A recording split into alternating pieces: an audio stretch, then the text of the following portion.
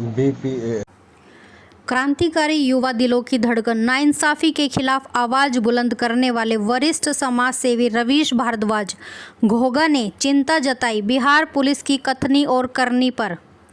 एक युवा नौजवान जो गरीबों के लिए लड़ रहा था, सरकार की फेलियर नीतियों के खिलाफ आवाज उठा रहा था, उस नौजवान भरत भूषण तिवारी को हथियार डालने के बाद गोलियां मारकर हत्या कर दी गई।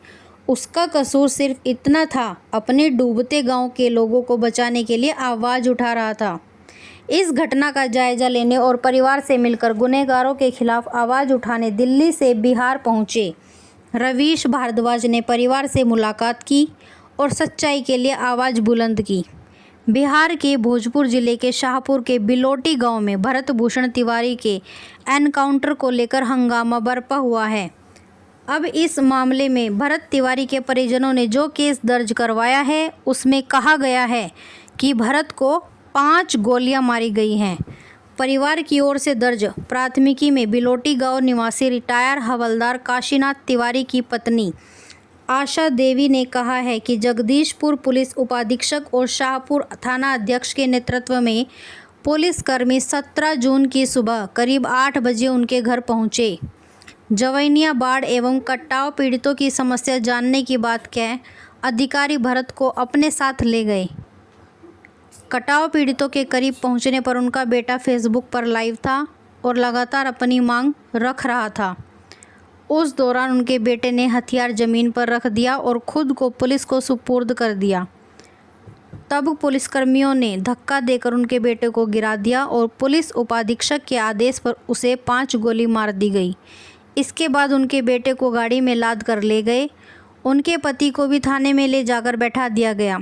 शाम में पुलिस की तरफ से सूचना दी गई कि उनके बेटे की मौत हो गई है। पुलिस फायरिंग में मारे गए बिलोटी गांव निवासी भरत भूषण तिवारी की मां आशा देवी के आवेदन पर दर्ज प्राथमिकी में जगदीशपुर के एसडीपीओ राजेश शर्मा और शाहपुर के निलंबित थाना अध्यक्ष इंस्पेक्टर राजेश मालाकार को नामजद किया गया है। साथ ही अन्य पुलिसकर्मियों को भी आरोपित किया गया है। पुलिस ने दर्ज प्राथमिकी के आधार पर अनुसंधान शुरू कर दिया गया है। घटना के 6 दिन बाद केस दर्ज। घटना के 6ठे दिन कांड संख्या 178/26 दिनांक 22 जून 2026 के तहत दर्ज प्राथमिकी में आरोपियों पर बीएनएस की धारा 103 के तहत 1 और 5 के साथ ही आर्म्स एक्ट भी लगाया गया है। पुलिसकर्मियों पर जवैनिया के कटाव पीड़ितों की समस्या जानने के बहाने ले जाकर भरत भूषण तिवारी की गोली मारकर हत्या करने का आरोप लगाया गया है। प्राथमिकी में आरोप लगाया गया है कि जगदीशपुर के एसडीपीओ राजेश शर्मा के आदेश पर भरत भूषण तिवारी को 5 गोलियां मारी गई। भरत भूषण की मां के बयान पर प्राथमिकी दर्ज करने के साथ ही भोजपुर पुलिस ने इंस्पेक्टर संजीव कुमार को इस कांड का अनुसंधानकर्ता बनाया है। भरत भूषण तिवारी के साथ क्या हुआ? भरत का एक वीडियो सोशल मीडिया पर वायरल हुआ था। इसकी छानबीन को 16 जून की शाम थाना अध्यक्ष राजेश मालाकार के नेतृत्व में पुलिस उसके घर पहुंची। समझाने के दौरान भरत ने पुलिस पर पिस्टल तान दी थी। तब पुलिस लौट गई। इसका भी वीडियो वायरल हुआ था। दिन 17 जून की सुबह एसडीएफ के साथ शाहपुर पुलिस पकड़ने उसके घर पहुंची। पुलिस का दावा है कि इस दौरान भरत ने फायरिंग की और बधार में भाग गया। वहां भी फायरिंग करने लगा, ऐसा पुलिस वालों का कहना था। लेकिन भरत तिवारी को धक्का देकर गिराया और 5 गोलियां दाग दी, ऐसा मां ने एफआईआर में कहा है। सस्पेंड कर दिया गया। अच्छा, क्या नाम लगा? हमारा नाम झोकर बिन है निषाद वंश जी। आपके सामने हुआ है सब चीज? हाँ देखे थे? हाँ, वही जो मकान बन रहा है ईटा का उसी दीवार के पास हम लोग लुका कर वहीं से खड़े देख रहे थे। पुलिस वाला डरवाया था आप लोगों को? हाँ, यहाँ का लोग औरत लोग का भी थापर चला कर मार दिया। वो लोग भगा दिया, उधर चले गए। हम लोग उधर ही से देखते थे। तो भरत तिवारी बगीचे के पास थे और चारों तरफ से फोरस घेर लिया। धीरे धीरे घेर करके बढ़ने लगा। इधर से बोला फौरन से हथियार फेंक दो, जो कहना है कहो। तो यहाँ पर भरत तिवारी वहाँ पर आकर के अपना हथियार आकाशी एक फायर छोड़ करके फेंक दिया। उसके बाद से पुलिस जाकर उसके पास पकड़ा और उसके बाद 3 फायर मारा पैर में। 3 फायर पैर में लगा है। मैंने फेंकने के बाद ही लोग मारा है। हाँ। बंदूक लेने के बाद। हाँ, हथियार फेंकने के तो बाद फिर मारा है दूर से। हाँ, मार दिए। फेंकने के बाद तो गिर गए। हलाद कर ले गए। अब फिर पेट में भी मारा है, उधर जाकर मारा है लोग की क्या उधर किया है। जगह यहाँ पर नहीं मारा था। यहाँ पर पेट में नहीं गोली लगा। हाँ मारा है। मैंने कि ये प्री प्लान मर्डर है। वो तो हाँ ऊपर से दबा। तो इस समय हम जहाँ पर खड़े हैं ये वही घटना स्थल है जहाँ पर क्रांतिकारी भरत तिवारी जी का एनकाउंटर या हत्या हम जिसको कह सकते हैं की गई। आपने देखा होगा कि वीडियो में वे आते हैं और यहाँ से वो पुलिस उस तरफ थी और यहाँ से वे आ रहे थे। इधर उनका गांव है। वीडियो में आपने देखा होगा कि उल्टी तरफ वो पुलिस थी, लेकिन वो फ्रंट कैमरा था तो इस तरफ से वो ऐसा जब दिखाते तो उल्टा दिखाता फ्रंट कैमरा। तो इधर की तरफ पुलिस थी तो यहाँ से वे सरेंडर करते हैं, यहाँ पर अपनी पिस्तौल फेंकते हैं और पिस्तौल फेंकने के बाद वे कहते हैं कि भाई मेरे साथ ये छल कर सकते हैं, और वही होता है। और यहाँ से जो आरा हॉस्पिटल है वो 25 किलोमीटर दूर है और 25 किलोमीटर यहाँ की सड़कें जिस हिसाब से मैंने देखी हैं तो 30 मिनट 35 मिनट पहुँचने में वहाँ तक लगेंगी। लेकिन उनका लक्ष्य तो था मारना। अस्पताल कितनी दूर है कितनी पास है इससे तो कोई औचित्य ही नहीं है, क्योंकि उनको उसकी हत्या करनी थी और हत्या करके ये दिखाना था कि भाई बिहार में गुंडाराज खत्म हो गया।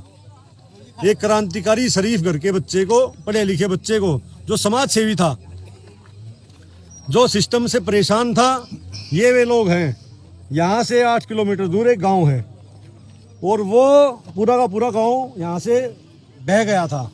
तो उस गांव को विस्थापित करके ये जो बेलावती गांव है उस गांव की खेती की जमीन है, यहाँ पर उसको रीसेटल किया जा रहा था।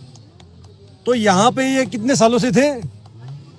बस पिछले साल अभी 2-3 महीने पहले आए हैं, 4 महीने पहले। ये 2-3-4 महीने पहले लोग यहाँ पर आए हैं।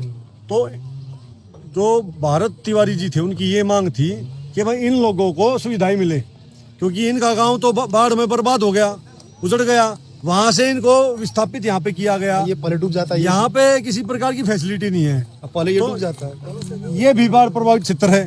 मतलब जहाँ पहले बाढ़ प्रभावित क्षेत्र में से ही बाढ़ प्रभावित क्षेत्र में ही उनको रिसेटल कर दिया। ये नहीं कि कोई ऊंची जगह पे या सेफ जगह पे उन्होंने सरकार ने सेटल कर दिया। तो ये उनके लिए मांग कर रहे थे। ये जो बिजली के खंभे आप दिखाई दे रहे हैं ये उन्हीं के संघर्ष के द्वारा लगे हैं। तो यहाँ पर जो पूरा घटनाक्रम हुआ है उसको बिहार पुलिस को उसने एक्सपोज कर दिया है।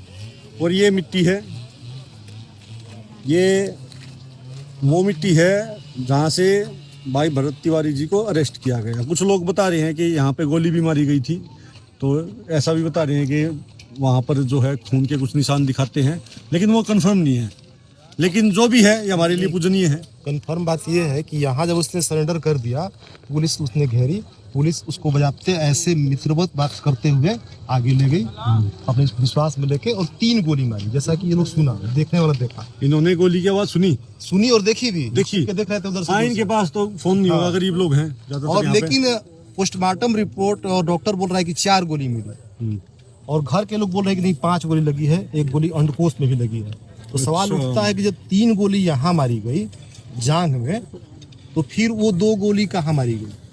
मतलब पैर में गोली मारकर, जैसे आपने वो फिल्म देखी होगी मानिया सुरमे की, कौन सी फिल्म है वो? Once upon a time in, film का क्या नाम है? Shoot out at Wadala. Shoot out at Wadala में आपने देखा होगा कि वे बहुत देर तक उसको गाड़ी में ही घुमाते रहते हैं कि जब तक उसका सारा ब्लड निकल ना जाए। तो ठीक ऐसा ही मुझे लगता है हुआ होगा कि गाड़ी में लेकर उसको घूमते रहे और उसको तड़प के जब उनको ये लग गया कि हाँ भाई ब्लड इतना ज्यादा बह चुका है कि अब ये नहीं बचेगा, तो फॉर्मेलिटी के लिए उनको अस्पताल ले जाया जाता है। यार सबसे पहली बात तो ये है कि जिस व्यक्ति ने लाइव वीडियो में हथियार फेंक के उसमें एक गोली थी, उसे एक गोली को भी खत्म करा, पहले नष्ट किया कि कभी गलती से किसी को लग ना जाए। वो अपनी वीडियोज में कहता है कि मेरे साथ सबसे बड़ी समस्या ये है कि जिनसे मैं लड़ाई लड़ रहा हूँ, जो भ्रष्ट नेता है, अधिकारी है, वे मेरे देश के रहने वाले हैं। अगर अंग्रेज होते तो अभी तक आप उनका उपाय कर दिया होता। तो वो एक अहिंसक व्यक्ति था, उसने अपना प्रत्यर्पण किया सबके सामने लाइव सोशल मीडिया पर। उसने अपनी बंदूक फेंकी, उसके बाद उसको धोखे से अरेस्ट करके उसका इनकाउंटर करना। अब बिहार पुलिस अपने ही जाल में फंस चुकी है। उन कुछ पुलिस वालों को सस्पेंड किया है। सस्पेंड इसलिए किया ना क्योंकि गलती रही होगी, गलती है तो सस्पेंड किया है। और गलती किसकी गलती? किसी एसएचओ की, किसी इंस्पेक्टर की इतनी औकात है क्या कि अपने आप डिसीजन ले ले? किसी पुलिस वाले की इतनी औकात है क्या कि डिसीजन ले ले क्या एनकाउंटर कर देता हूँ? ऊपर से ऑर्डर होते हैं, कमिश्नर लेवल तक की बात होती है, डीजीपी ने ऑर्डर दिए होंगे, कमिश्नर की, बिहार मुख्यमंत्री की, सबकी इसमें इन्वॉल्वमेंट है। उन्होंने ये सोचा था कि एक फलानी जाति से आदमी है, कोई नहीं पूछेगा। लेकिन वो लड़ किसके लिए रहा था? ये अब यहाँ पर जो एक गले में जो हड्डी अटक जाती है ना, वो वाला काम हो गया। वो जिस जाति से था उसको हटा दो। वो लड़ जिनके लिए रहा था, ये जहाँ पे जो रहने वाले लोग हैं ये सभी एससी और एसटी है। आप बताइए कौन सी कास्ट के लोग यहाँ पर? चंद्रवंशी है, बीन है, मलाह जाति है ना, और सभी शेड्यूल कास्ट और महादलित पिछड़े लोग हैं। ये उनकी लड़ाई लड़ रहा था। अब ये जो कॉम्बिनेशन बन गया है कि ब्राह्मण तो वो खुद था, और यहाँ पर जिस जाति के लिए वो लड़ रहा था वो शेड्यूल कास्ट और शेड्यूल ट्राइब है। तो अब पूरे बिहार में, पूरे आसपास क्षेत्र में मैं हर जगह, हर गांव में रुक कर पूछता हुआ आया हूँ कि भरत तिवारी के बारे में आपकी क्या राय है। हर व्यक्ति आक्रोश से भरा हुआ है, हर आदमी बदलाव चाहता है, हर आदमी बदला चाहता है, हर आदमी क्रांति चाहता है। वे चाहते हैं कि जो ये हत्या करने वाले लोग हैं उनको सजा हो। वे चाहते हैं जो कमिश्नर है उसको सजा हो। वे चाहते हैं जो मुख्यमंत्री है, जो एक हत्यारा है, कातिल है पहले से ही, उसको सजा हो, वो अपने पद से इस्तीफा दे। और कल यहाँ पर महापंचायत है, उस महापंचायत में फैसला होगा। और जिस प्रकार से मैंने आज देखा कि हजारों की संख्या में लोग यहाँ पर आ रहे हैं, तो अब बीजेपी को बहुत बड़ी समस्या आ चुकी है।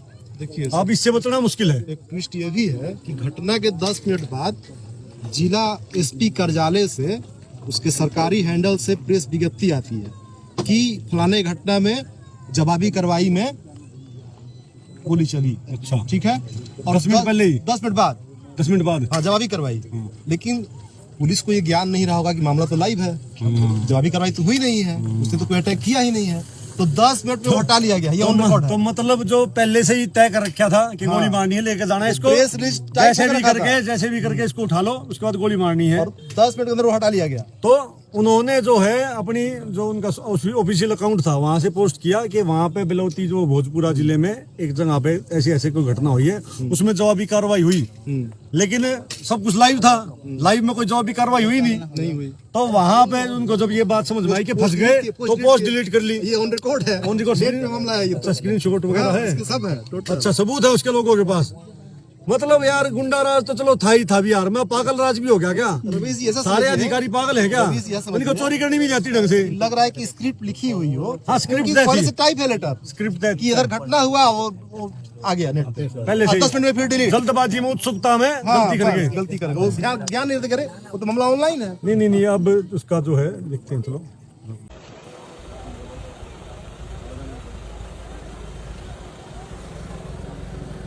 ये शहीद आजम भाई भरत तिवारी जी का निवास स्थान है, और ये घर नहीं है आज से, ये एक धाम बन गया है।